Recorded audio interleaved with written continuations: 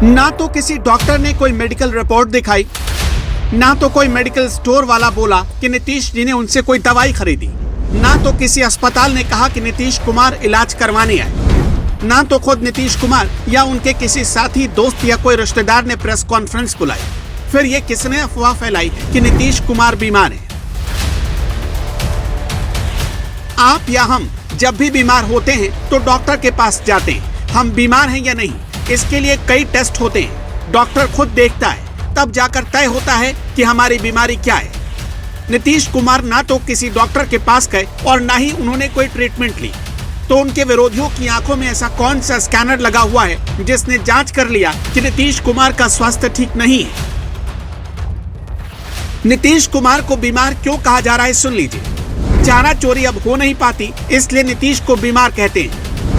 थानों में transfer posting की दलाली बंद हो गई, इसलिए नीतीश कुमार को बीमार कहते हैं। बड़े बड़े अधिकारियों को संपत्ति का ब्यौरा देना पड़ता है, इसलिए नीतीश कुमार बीमार है। भ्रष्टाचारी अधिकारी चुन चुन कर जेल भेजे जा रहे हैं, इसलिए नीतीश कुमार बीमार है। बिहार का जीडीपी दिन दोगुनी रात चौगुनी बढ़ रहा है, इसलिए नीतीश कुमार बीमार है।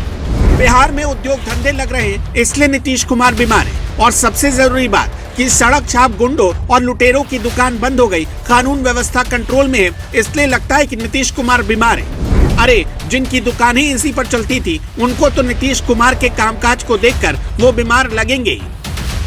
चमड़े का मुंह भगवान ने दे दिया और बोली पर सरकार कोई टैक्स लेती नहीं और देश में लोकतंत्र है, तो नीतीश कुमार बीमार है इसका प्रमाण भी नहीं देना पड़ता और ढिंडोरा पीट दो कि नीतीश कुमार बीमार है। नीतीश को बीमार कहने वालों कान खोलकर सुन लो। नीतीश सीएम थे, सीएम हैं और बिहार के अगले सीएम भी नीतीश ही रहेंगे। अमित शाह ने मोहर लगा दी है, खुद मोदी ने भी मोहर लगा दी। बीजेपी ने कह दिया कि चुनाव तो नीतीश के नेतृत्व और चेहरे पर ही लड़ा जाएगा।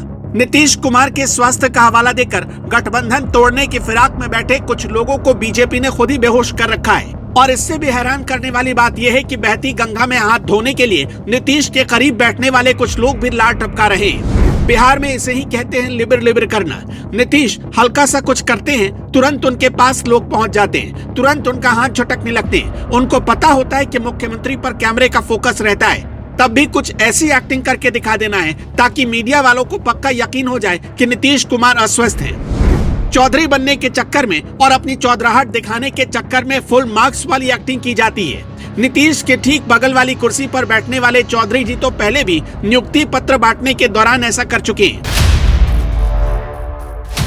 आपको सबसे बड़ा प्रमाण दिखाते हैं कि नीतीश कुमार को ना ही कुछ हुआ है और ना ही हो सकता है। अब देखिए, मंच पर देश के गृह मंत्री सह सहकारिता मंत्री मौजूद हैं, खुद बिहार के मुख्यमंत्री मौजूद हैं और बिहार की एक वो महिला जो ग्रामीण परिवेश से आती है, उसको नहीं पता कि सम्मान की तस्वीर भी खींची जा रही है। सामने कैमरा लगाए वो महिला नीतीश कुमार का आभार जता रही है, लेकिन मुख्यमंत्री नीतीश कुमार उसको कह रहे हैं कि सामने घूम जाइए, फोटो लेनी है। महिला को समझ में नहीं आता तो नीतीश कुमार उनको कैमरे की तरफ देखने के लिए खुद ही घुमा देते हैं ताकि गांव की उस महिला की देश के सहकारिता मंत्री और गृह मंत्री और बिहार के मुख्यमंत्री के साथ अच्छी तस्वीर आ सके।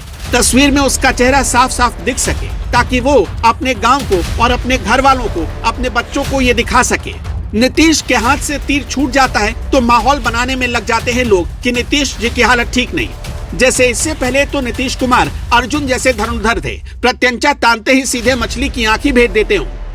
मंत्री अशोक चौधरी के हाथों से लटकते रक्षा सूत्र को नीतीश देखकर इशारा करने लगते हैं तो उसे उनके स्वास्थ्य से जोड़ दिया जाता है। कुछ लोगों को नीतीश कुमार के हाथ जोड़ने से भी दिक्कत है, उस पर भी अपना नैरेटिव चलाना शुरू कर देते हैं। नीतीश कुमार आमतौर पर हाथ जोड़ते हैं, यह उनकी पुरानी आदत है, लेकिन उनका हाथ जोड़ने वाला इशू तब से और ज्यादा हाइप हो गया जब विजेंद्र यादव ने विधानसभा में फोटो सेशन के दौरान हाथ झटक दिया। ये लोग तो नीतीश के करीबी लोग ही हैं। नीतीश कुमार का एक और वीडियो पर खूब एजेंडा चला। राष्ट्रगान वाला वीडियो तो आपके व्हाट्सएप और फोन पर जरूर आया होगा। अगर उनके बगल में खड़ा आदमी असहज होने वाली एक्टिविटी नहीं करता तो वहां भी सब कुछ ठीक था।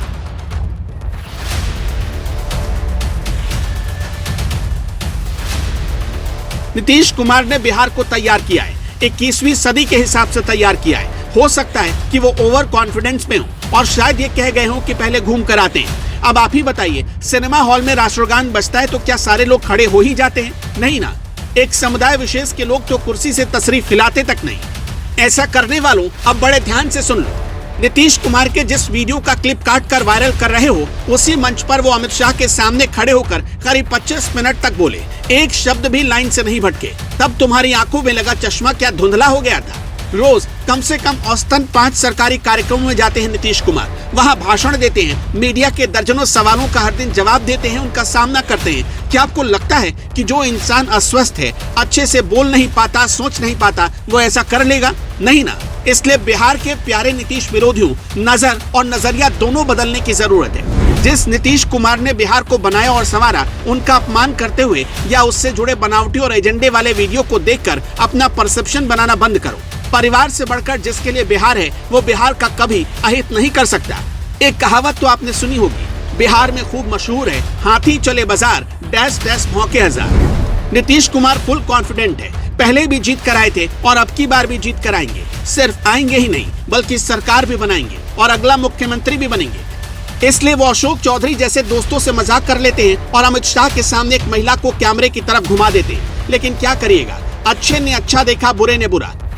अब जिनकी आदत ही रही और जिनके डीएनए में ही रहा ममता कुलकर्णी और ना जाने कितने डांसर्स का नंगा नाच देखना, वो इन तस्वीरों को देखकर कुछ अच्छा मायने निकाले भी तो कैसे निकाले। अगर आप भी हमसे सहमत हैं तो वीडियो को लाइक जरूर कीजिएगा और अपनी राय कमेंट में जरूर बताइएगा।